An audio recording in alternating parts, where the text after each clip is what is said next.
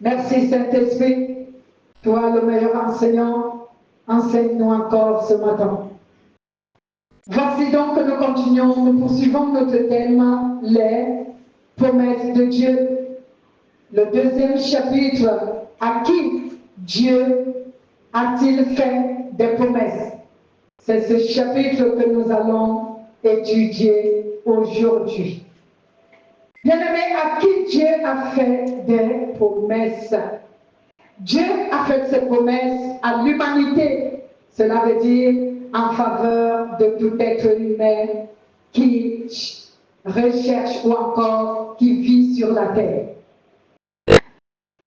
Également, Dieu a fait ses promesses à Israël. Cela veut dire au peuple juif, ce peuple élu de Dieu. Mais aussi, Dieu a fait des promesses aux croyants en Jésus-Christ, c'est-à-dire à tous ceux-là qui ont la foi en Jésus-Christ. Voici donc trois catégories de personnes à qui Dieu a fait des promesses. Donc, les promesses de Dieu concernaient donc l'humanité tout entière. Bien-aimés, pour essayer de comprendre comment Dieu a réparti ses promesses, il est bien vrai que certaines promesses englobent l'humanité tout entière, englobent certaines personnes, mais nous allons comprendre au fur et à mesure que nous progressions comment cela, Dieu l'a reparti. Commençons d'abord par l'humanité. Quelles sont les promesses que Dieu a faites à l'humanité? Cela veut dire en faveur de tout être humain vivant sur la terre. Amen. Dieu a promis donc à tout être humain qui vit sur la terre le salut. C'est cette promesse que Dieu a faite à tout être humain qui vit sur la terre. Dieu lui a promis le salut. Le salut qui veut dire ici la délivrance. Le salut qui veut dire la justification des hommes devant Dieu. Nous connaissons cela parce que tous les temps nous en parlons. La justification, pourquoi? Parce que l'être humain n'est plus avec Dieu. L'être humain s'est séparé de Dieu dès lors qu'il a désobéi à Dieu dans le jardin d'Éden. À partir de cet instant, Dieu a promis lui donner le salut. Cela veut dire délivrer l'être humain de la condamnation à la mort, de la destruction éternelle, de son être tout entier. Cela veut dire de son corps et de son âme. Donc Dieu, pour protéger l'être humain, pour donner à un être humain une seconde chance que nous appelons bibliquement la grâce de Dieu, pour donner une seconde chance à l'être humain, cela veut dire à l'humanité, Dieu a donc promis à l'être humain qu'il viendra le justifier. Cela veut dire qu'il viendra lui donner un moyen d'être délivré de cette condamnation à la mort, à la destruction éternelle. La Bible atteste que cette promesse a été accomplie. Nous lisons Colossiens chapitre 2 au verset 14 à 15. Colossiens chapitre 2, verset 14 à 15. Si quelqu'un est à la page, cette personne peut faire la lecture. Moi, j'y suis pour profiter du temps parce que je ne veux pas qu'on prenne trop de temps pour ne pas avoir une vidéo qui soit longue. Il a effacé l'acte dirigé contre nous et dont les dispositions nous étaient contraires. Il l'a supprimé en le clouant à la croix. Il a dépouillé les principautés et les pouvoirs et les a publiquement livrés en spectacle en triomphant par la croix. Amen. Voici donc que Dieu a accompli cette promesse qu'il a faite à l'humanité. Amen. Si nous lisons également Jean chapitre 3, verset 16, cette référence que tout le monde connaît, car Dieu a tant aimé le monde qu'il a donné son Fils unique afin que quiconque croit en lui ne périsse pas, mais qu'il obtienne la vie éternelle par la foi en Jésus-Christ. Donc Dieu a déjà accompli cette promesse. Alléluia. L'humanité a donc reçu la promesse. L'humanité a donc bénéficié de la promesse que Dieu lui a faite. Passons maintenant à la seconde personnalité à qui Dieu a fait des promesses, à Israël, c'est-à-dire le peuple élu de Dieu. Dieu leur a fait plusieurs promesses. Certaines sont accomplies, d'autres pas encore. Donc Dieu a promis plusieurs promesses, a fait plusieurs promesses au peuple juif, au peuple d'Israël. La promesse de leur donner une terre en héritage, parce que c'est un peuple que Dieu a construit de toutes pièces. Ils n'avaient pas un territoire. Dieu les a pris de Aram, là où se trouvait leur ancêtre appelé appelé Abraham. Il était à Aram. Donc, de ce Abraham, Dieu a donné un peuple. Il a constitué un peuple, il a construit, autant pour moi, un peuple qu'il a donné le nom Israël. Ce peuple vient du descendant qui est Abraham, Isaac, Jacob. C'est pour cela que vous entendez souvent dans la parole de Dieu disant que désormais, si Israël veut l'invoquer, il doit l'invoquer sous ces trois noms, Dieu d'Abraham, d'Isaac et de Jacob, qui sont ici de la descendance du peuple juif, Israël. Donc Dieu leur a déjà donné cette terre qu'il leur a promis en héritage. Si vous lisez Genèse 15, 18 à 21, vous allez trouver que Dieu leur a donné, Dieu a promis et il a fait. Parce qu'aujourd'hui, Israël occupe cette terre. Dieu leur a fait également une promesse, celle de faire d'Israël une grande nation parmi toutes les nations et un peuple béni. Amen. Donc Dieu a promis qu'il fera d'Israël une grande nation et un peuple béni. Bien-aimé, est-ce que la grandeur dont Dieu parlait ici constitue la superficie du territoire israélite? Je ne crois pas. Je ne crois pas que cela concerne la superficie des terres d'Israël. Est-ce que la grandeur dont je parlais ici concerne la supériorité sur tous les peuples de la terre? Là aussi, lorsque je m'inspire de la parole de Dieu, je ne crois pas que c'est ce que Dieu faisait allusion. Mais Dieu faisait allusion à quoi? Dieu faisait allusion lorsqu'il parle de la grandeur du peuple d'Israël. Il parlait de ce fait qu'aucun peuple ne pourra assujettir Israël. Alléluia. Bien-aimé, on assujettit les esclaves, mais on n'assujettit pas un homme libre. Israël est un peuple libre. C'est une nation bénie. C'est un peuple élu de Dieu. Dieu leur a donné la grandeur. Et cette grandeur constitue à ce que aucune nation, aucun autre peuple ne pourra les assujettir. Ils seront toujours la tête, comme la Bible le dit. C'est donc à ce niveau qu'on peut faire allusion à ce récit que nous avons l'habitude d'utiliser. Tu es la tête et non la queue. Cela veut dire que tu es le premier et tu ne seras jamais le dernier. Donc devant Dieu, Israël est toujours le premier peuple que Dieu a aimé. Alléluia. Je ne dis pas que Dieu n'aime pas les autres peuples. N'allez pas dire ce que je n'ai pas dit. Amen. Ouais, parce que la compréhension de la parole de Dieu est souvent erronée pour certains. Il faut comprendre le sens dans lequel le Saint-Esprit veut nous conduire. Amen. Donc, Dieu aime les peuples, puisqu'il aime l'être humain en général. Mais il y a un peuple qui n'existait pas parmi les peuples. Et Dieu l'a composé de toutes pièces lui-même. Alors c'est un peuple que Dieu lui-même, il a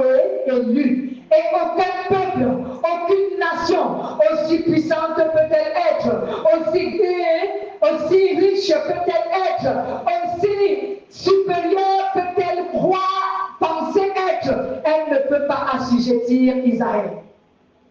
Voici pourquoi lorsque les gens se livrent à une guerre contre Israël, ils doivent faire attention. Vous pouvez remporter la guerre contre Israël lorsqu'il est dans le péché. Mais quand Israël crie à Dieu, vous êtes mal barré. Alléluia. Parce que Dieu lui-même s'élève pour combattre pour eux. Parce qu'il leur a promis qu'il ne les abandonnera jamais. Il a promis que personne ne les assujettira. Alléluia.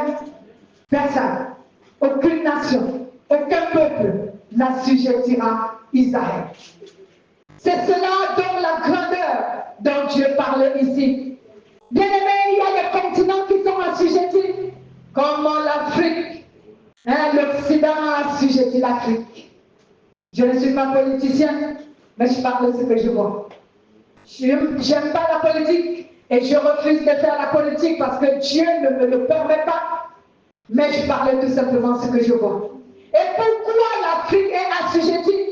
Les Africains se torturent, ils se battent pour sortir de cette prison, de cet esclavagisme, de cette domination. Ils pensent qu'avec les armes, ils vont réussir. Ils pensent qu'avec je ne sais quelle intelligence, ils vont réussir. Ils pensent qu'avec la technologie, ils vont réussir. L'Afrique ne sortira jamais de la domination occidentale, américaine, asiatique et autres, si l'Afrique ne se retourne pas vers le Seigneur.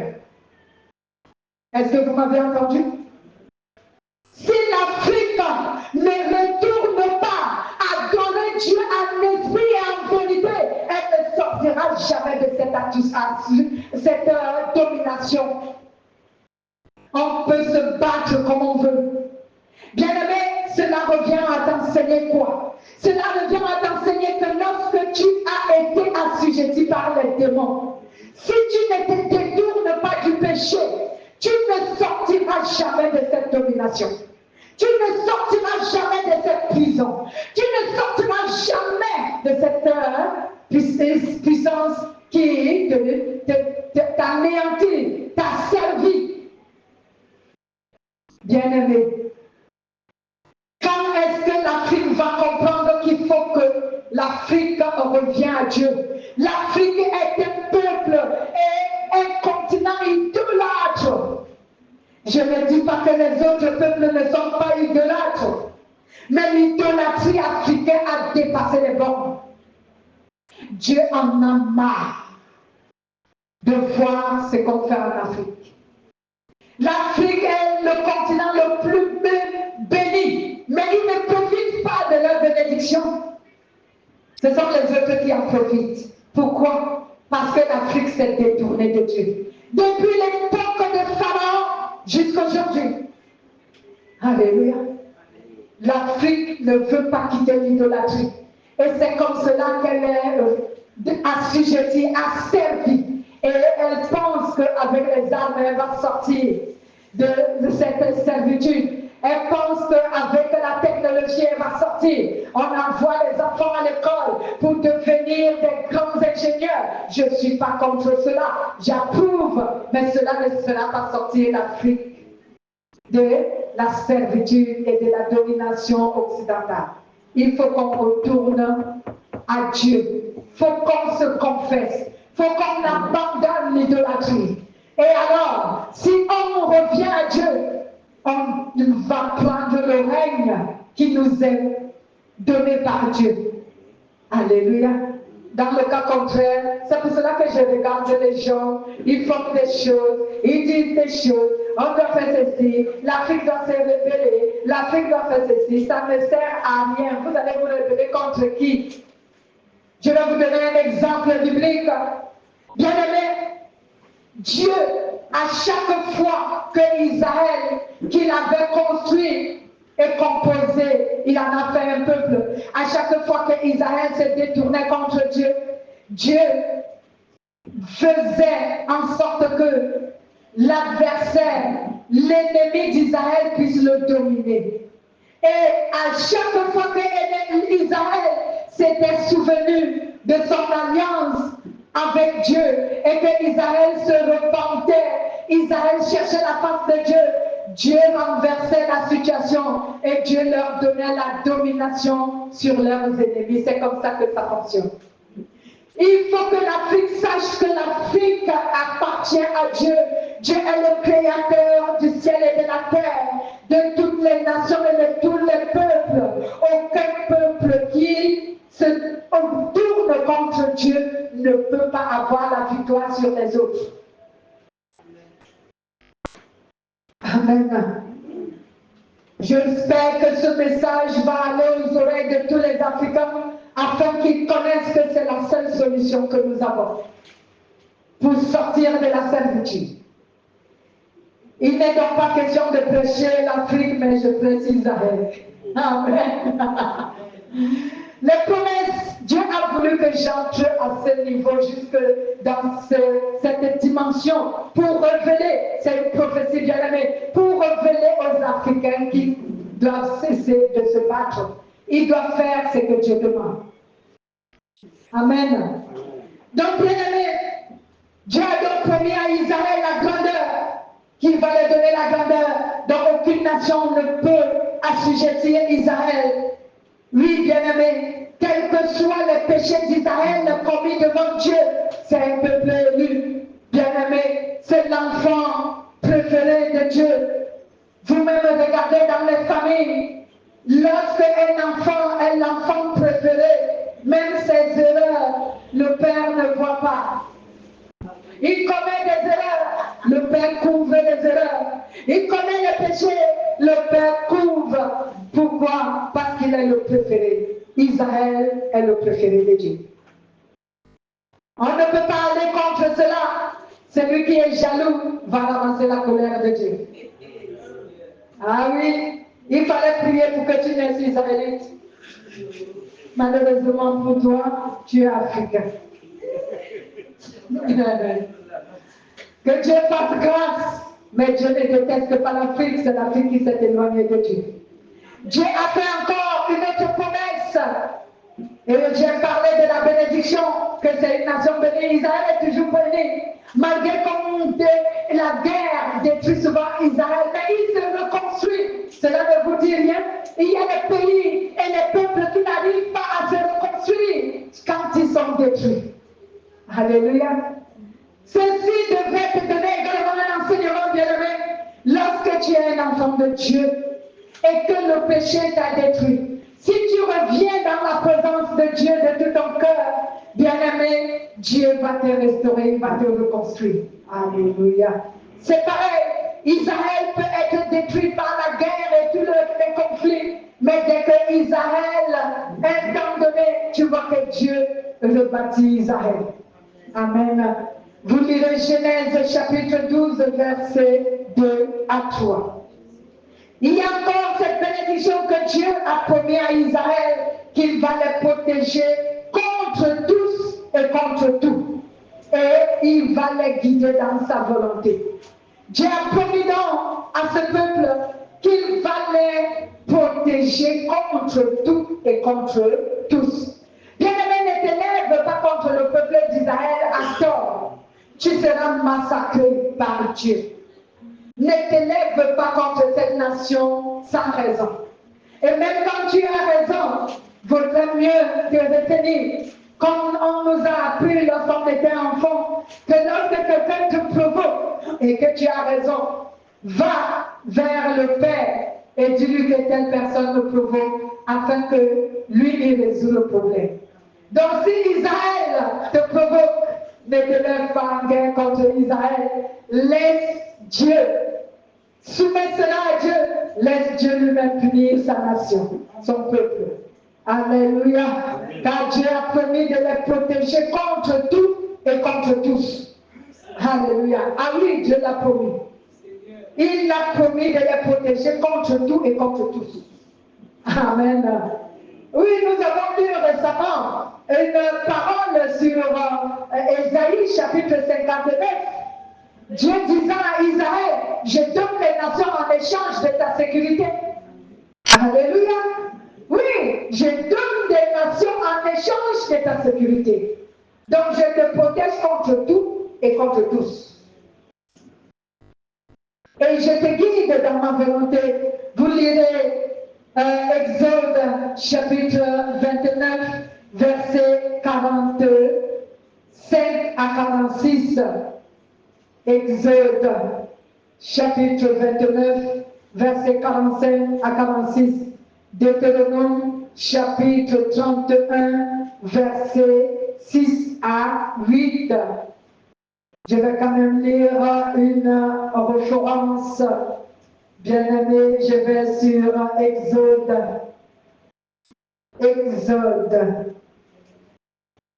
Exode 29.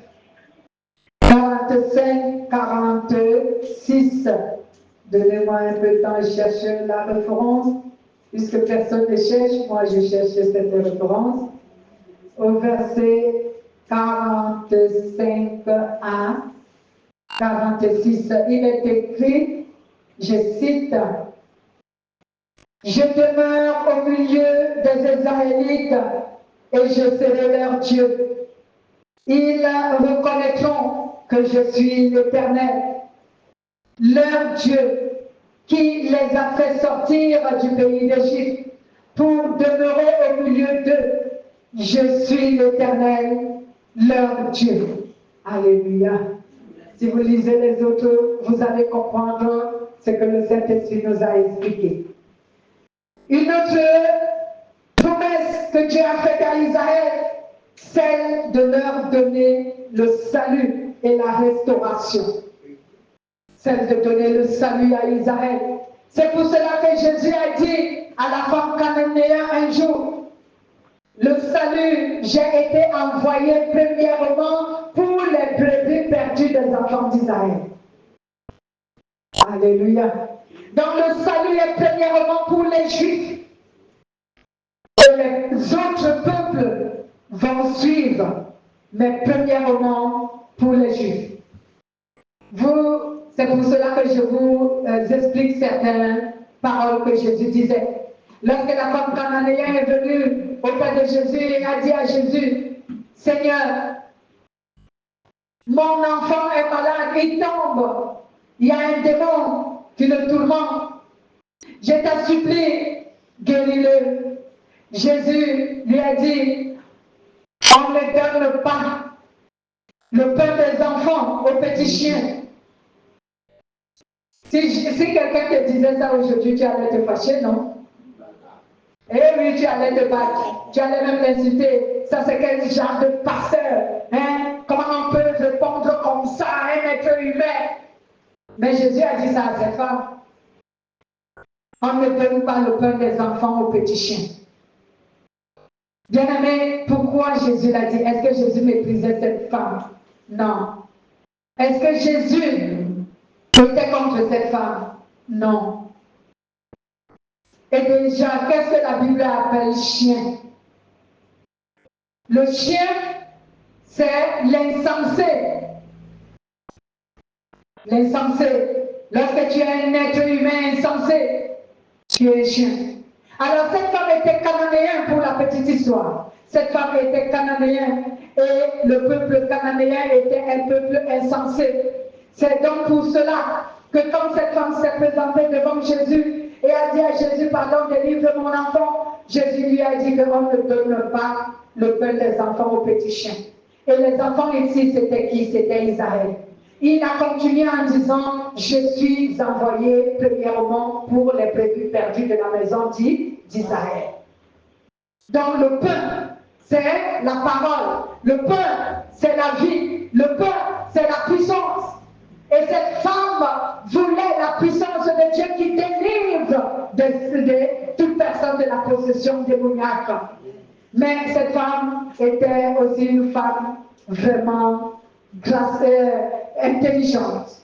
Elle a dit à Jésus, le chien mange même les miettes qui tombent dessous la table des enfants. Jésus a dit que ta grâce, ta foi t'a sauvé. Amen. Elle dit oui, mais c'est vrai, le chien mange même les miettes qui tombent de la table d'un enfant. Donc même les miettes que Israël laisse tomber, donne-les-moi. Alléluia. Jésus lui a dit, tiens ton miracle, et elle a obtenu son miracle. C'est pour te dire que l'humilité précède la gloire. Alléluia. L'humilité précède la gloire. Quand tu es humble, bien-aimé, face à n'importe quelle situation, tu utilises l'humilité, tu seras glorifié. Alléluia. Peut-être pas à l'instant, mais attends, ça va arriver. Alléluia. Gloire à Jésus. Cette femme a été humble et elle a reçu sa délivrance. Son enfant a été délivré. Donc Dieu a donc promis à Israël le salut. Le salut comme nous l'avons défini qui est la délivrance. Parce que Israël aussi est l'héritage d'Adam et Ève. Même s'il a été composé de toutes pièces venant d'Adam, d'Abraham, d'Isaac et de Jacob, mais Abraham est de la descendance également d'Adam. Amen. Donc lui aussi, ce péché l'a emprisonné, la mort aussi œuvrait contre Israël. Donc pour que Israël soit délivré de la mort éternelle, lui aussi, le salut venait premièrement pour lui. Amen. C'est après que les autres nations pouvaient avoir le salut. Amen. Et Dieu a dit, il va les restaurer. Pourquoi Dieu va restaurer Israël? Parce que durant tout ce temps, Israël va s'égarer. Israël va renier un temps si peu son Dieu. Israël va pécher contre son Dieu. Mais à un moment donné, Israël va se rendre compte qu'il faut qu'il revienne définitivement à son Dieu. Alléluia. Et cela va s'accomplir. Et c'est à ce moment que Dieu va les restaurer définitivement. Parce qu'eux aussi ils seront venus définitivement pour ne plus s'éloigner de leur Dieu. Alléluia. Nous allons lire Ésaïe 43, versets 1 à 7 et Romains chapitre 11, versets 22 à 32. Donc je vais lire juste Romains. Mais prenez les notes, Ésaïe 43, versets 1 à 7. Vous lirez à la maison. Et Romains chapitre 11, versets 22 à 32. Nous allons lire cela. J'ai dit Ésaïe 43, versets 1 à 7 et Romains chapitre 11, versets 22 à 32, autant pour moi. Considère donc la bonté et la sévérité de Dieu, vérité envers ceux qui sont tombés et bonté de Dieu envers toi, si tu demeures dans cette bonté, autrement, toi aussi, tu seras retranché. Ici, l'apôtre Paul, l'Esprit parle aux nations païennes qui ont été ici greffées sur l'olivier naturel qui est Israël. Je continue. Et même, eux, de même, s'ils ne demeurent pas dans l'incrédulité, ici on s'adresse à Israël, au peuple juif, et de même, s'ils ne demeurent pas dans l'incrédulité, ils seront greffés, car Dieu est puissant pour les greffer de nouveau. Si toi, tu as été coupé de l'olivier naturel, sauvage, et contrairement à la nature, greffé sur l'olivier franc, à plus forte raison, eux seront-ils greffés selon leur nature sur leur propre olivier. Car je ne veux pas faire que vous ignorez ce mystère, afin que vous ne vous regardiez pas comme sages. Il y a un durcissement partiel d'Israël jusqu'à ce que la totalité des païens soit entrée. Et ainsi, tout Israël sera sauvé selon qu'il est écrit. Le libérateur viendra de Sion. Il détournera de Jacob les impiétés. Et telle sera mon alliance avec eux lorsque je ferai leur péché. En ce qui concerne l'évangile, ils sont ennemis à cause de vous. Mais en ce qui concerne l'élection, ils sont aimés à cause de leur Père. Car le don gratuit et l'appel de Dieu sont irrévocables. C'est pour ça que je vous ai dit que ce sont les privilégiés de Dieu. De même que vous avez autrefois désobéi à Dieu et que par la désobéissance, par leur désobéissance, autant pour moi, vous avez maintenant obtenu la miséricorde. De même, ils ont maintenant désobéi afin d'obtenir miséricorde et aussi maintenant par la miséricorde qui vous a été faite. Car Dieu a enfermé tous les hommes dans la désobéissance pour faire miséricorde à tous. Alléluia. Parole de l'Éternel. Donc Israël est donc les privilégiés de Dieu. Et aussi, arrivé à un moment, ils vont se repentir de leur faute d'avoir abandonné leur Dieu. Ils vont revenir définitivement et Dieu va les restaurer. Voici donc ces promesses que Dieu a faites à Israël. Maintenant, dans ce troisième catégorie, cette troisième catégorie de personnes à qui Dieu a fait des promesses, il s'agit des croyants en Jésus-Christ. Dieu a donc fait plusieurs promesses à ceux qui croient en Jésus-Christ. La première que j'ai pu énumérer, celle de pardonner les péchés de quiconque se repent de son péché. Alléluia. Dieu a fait donc cette promesse à tout être humain qui se repent, tous ceux qui se sont convertis en Jésus-Christ. Si tu te repens sincèrement de ton péché, si tu regrettes sincèrement, sans animosité, sans colère, sans dissension, sans haine, sans vengeance, si tu te repens sincèrement, Dieu dit, il te pardonnera. La Bible le dit dans le livre de 1 Jean, chapitre 9. Si vous me confessez vos péchés, je suis juste et fidèle pour vous les pardonner et je vous purifierai. Alléluia. La deuxième promesse, c'est de donner le don de l'Esprit à quiconque croit en Jésus-Christ. Donc lorsque tu crois en Jésus-Christ, Dieu te donne le don de l'Esprit. Le don de l'Esprit, c'est que tu recevras le Saint-Esprit. Amen. Donc quiconque croit en Jésus-Christ, la promesse que Dieu a faite, c'est qu'il fera habiter en lui son Esprit Saint. La Bible nous le dit, bien-aimé, Jean 14, versets 17 à 18. Il y a également Jean chapitre 1, verset 12.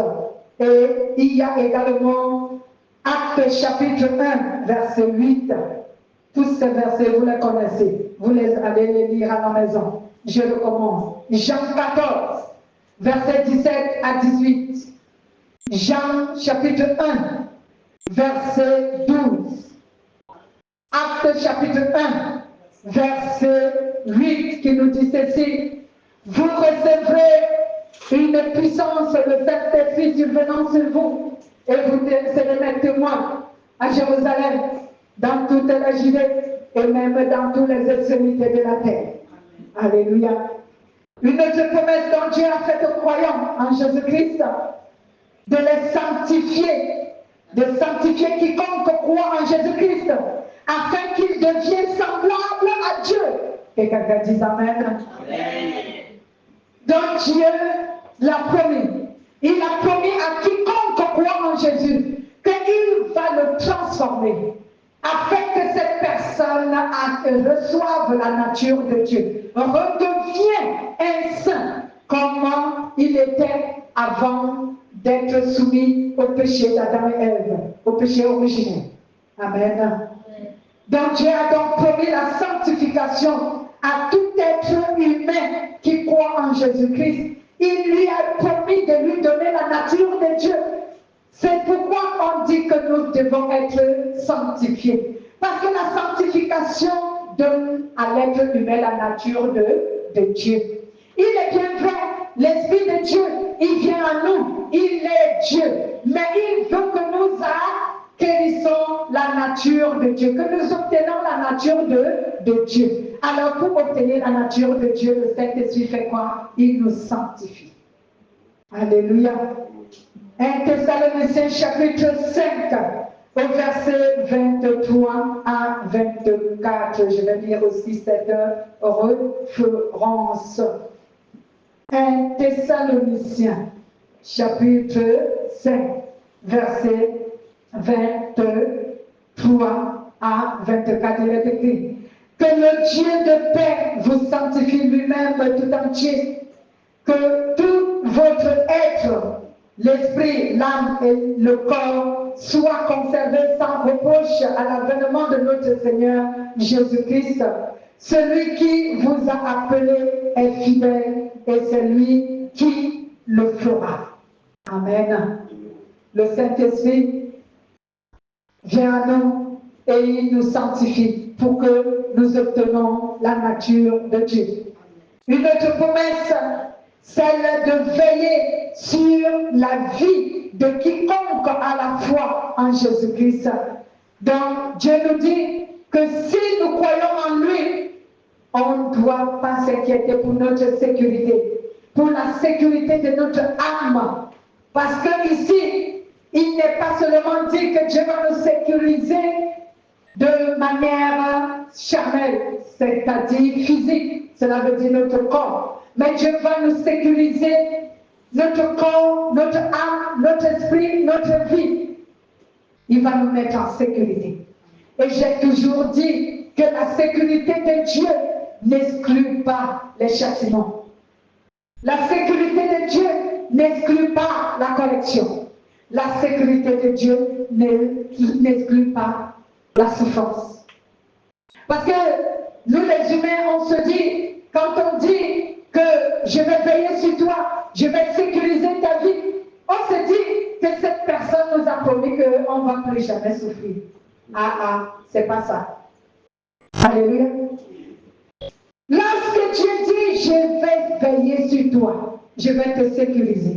Je vais sécuriser ta vie, ton âme, ton esprit, ton cœur et tout, ta maison, ta famille. Cela veut dire que Dieu dit qu'il ne sera jamais loin de toi. Il sera toujours présent dans ta vie pour accomplir ce qui est nécessaire, utile et important pour ta vie. Est-ce que vous comprenez? Dieu sera toujours présent dans ta vie pour accomplir dans ta vie ce qui est nécessaire, utile et important pour ta vie. Il sera là pour ça. Mais cela n'exclut pas que tu peux souffrir, tu peux tomber malade, tu peux manquer certaines choses, tu peux être combattu, tu peux être persécuté, oppressé. Cela n'exclut pas tout ça. Il ne faut pas mal comprendre la parole. Si aujourd'hui certaines personnes se torturent, ils perdent la tête, certains chrétiens, parce qu'ils ne savent pas comprendre cette écriture de Dieu, que même si Dieu a dit qu'il met ma vie en sécurité, cela ne veut pas dire que je ne peux pas être oppressé. Cela ne veut pas dire que je ne peux pas être persécuté. Cela ne veut pas dire que je peux souffrir. Non, tu peux souffrir. Pourquoi? Parce que tu vis dans la chair. Tu n'as pas encore quitté la chair. Comment penses-tu que les souffrances de la chair, tu peux être exact de cette souffrance étant donné que tu vis encore dans la chair? C'est une mauvaise compréhension, c'est une mauvaise interprétation. Tant que tu vis dans la chair, tu rencontreras les douleurs de la chair, les difficultés qui émanent de la chair. Amen. Mais ton Dieu sera là pour faire le nécessaire, pour faire ce qui est utile, important pour ta vie. Et c'est ce qui fait en sorte que Dieu subvienne à nos besoins. C'est ce qui fait en sorte que Dieu nous bénit. C'est ce qui fait en sorte que Dieu veille à nous donner ce qui nous manque et dont il juge nécessaire et utile. L'apôtre Paul nous a dit que tout est permis, mais tout n'est pas utile. Il faut également comprendre cela, que si quelquefois Dieu ne nous accorde pas certaines choses, c'est parce qu'il voit que dans notre vie, ce n'est pas utile, ou encore, ce n'est pas encore le moment. Il faut comprendre Dieu et ses raisons. Cela nous facilite la tâche et la vie, et notre foi reste la même. Elle ne faillit pas si nous comprenons cela. Est-ce que tu es d'accord avec moi ou tu es triste? Gloire à Jésus. Ah oui. Amen. Parce que l'être humain veut qu'on lui parle de la souffrance de la chair. C'est ce que l'être humain veut. Voilà. Tant que tu es en Christ, il y aura les souffrances de la chair. Mais Dieu subviendra à ce qu'il faut. Alléluia. C'est pourquoi vous lirez Psaume 37, autant pour moi. Psaume 37, verset 25, Exode 25. Psaume 37, chapitre 37, au verset 25. Et Exode, chapitre 20, au verset 5. Amen. Vous lirez cela parle des bénédictions, de la sécurité et tout le reste. Par exemple, Psaume 37, si je récite, il nous dit ceci.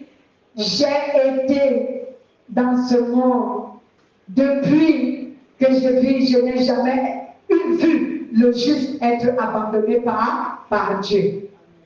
Et Exode nous dit ceci, que Dieu dit, il bénira tout ce qu'il aime, de la première jusqu'à la 4e génération. Alléluia. Et même à la 1000e des générations. Une autre promesse, celle de donner la vie éternelle à quiconque vaincra le mal jusqu'à la fin.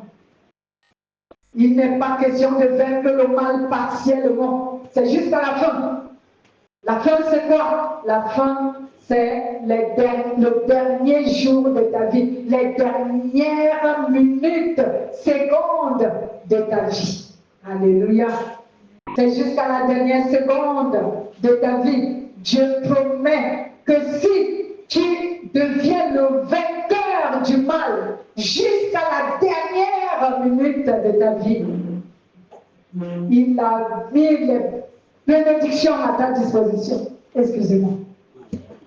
Je prends un peu d'eau, bien aimé, ma gorge est sèche.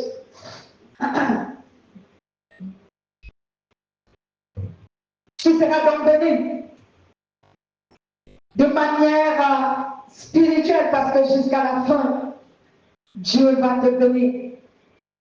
Il a écrit sur Romains chapitre 2, verset 7, et même Apocalypse chapitre 3, verset 5. Et vous pouvez lire dans Apocalypse chapitre 2, Apocalypse chapitre 3, toute cette bénédiction qui parle du vainqueur du mal, celui qui sera vainqueur. Et Matthieu nous dit souvent ceci, que celui qui va persévérer jusqu'à la fin sauvera son âme. Amen. Donc Dieu met à notre disposition toutes ces promesses qui sont des bénédictions, la sécurité, la gloire, la protection pour nous, bien-aimés. Tout cela est mis à notre disposition si nous croyons en Dieu. Voici donc, bien-aimés, ces 3 qualités ou catégories de personnes que Dieu a promis des bénédictions.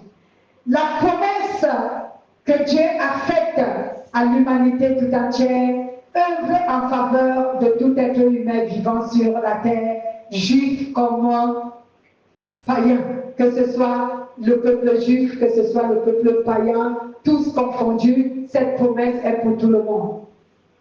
Parce que tous en forment l'humanité.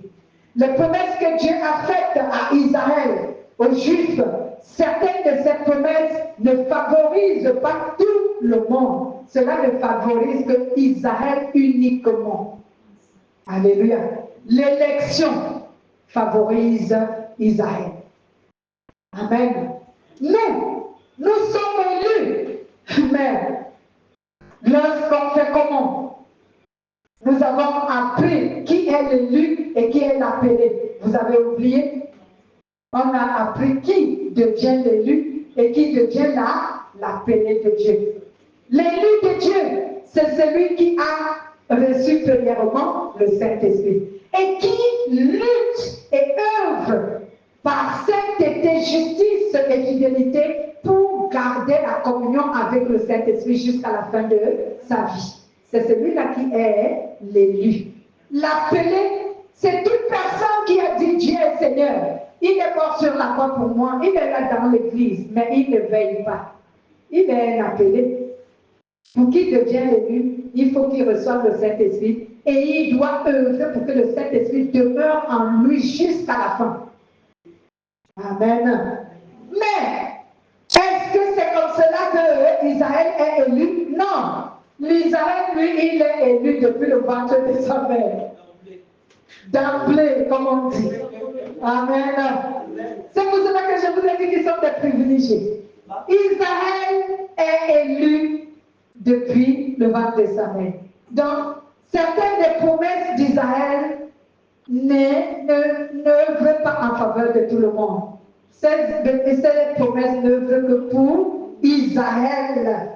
Ce n'est que pour Israël. Amen. Ce n'est que pour Israël. Vous allez lire Exode 19, 5 à 6, qui vous donnera quand même un aperçu de ce que je dis. Les promesses que Dieu a faites aux croyants en Jésus-Christ agissent en faveur de quiconque demeure dans la foi.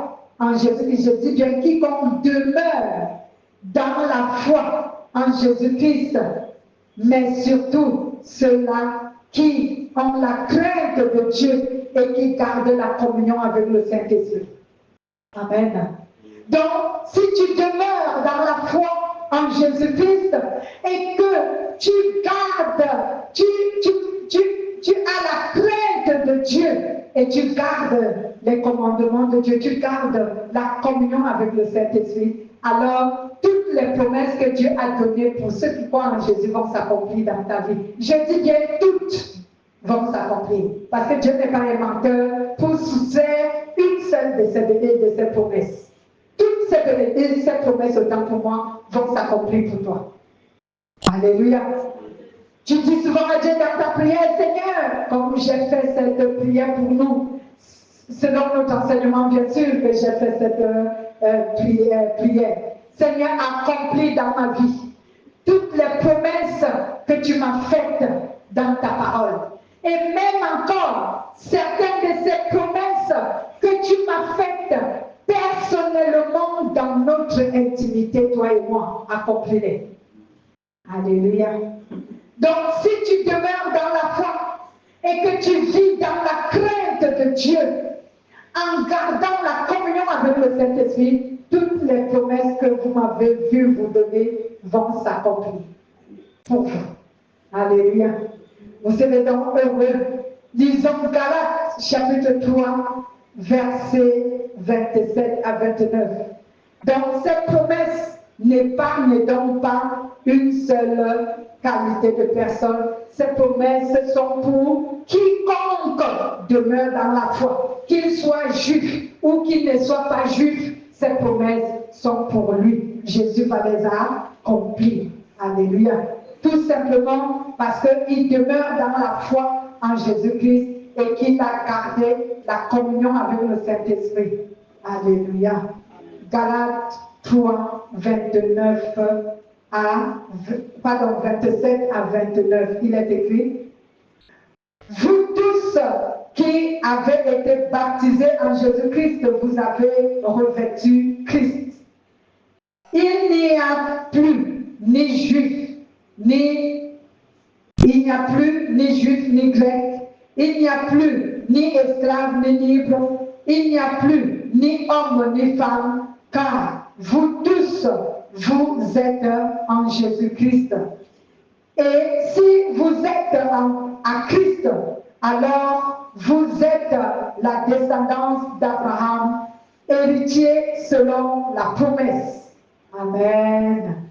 Merci Seigneur Jésus. Donc, bien-aimé, comme je te l'ai dit, si donc tu demeures dans la foi, en vivant dans la crainte de Dieu, en gardant la communion avec le Saint-Esprit, ces promesses, elles sont à toi. Elles s'accompliront pour ton bien-être physique et spirituel. C'est ici que notre enseignement prend fin pour aujourd'hui. Bénissons le Seigneur, notre Dieu, et mettons-nous debout pour le bénir.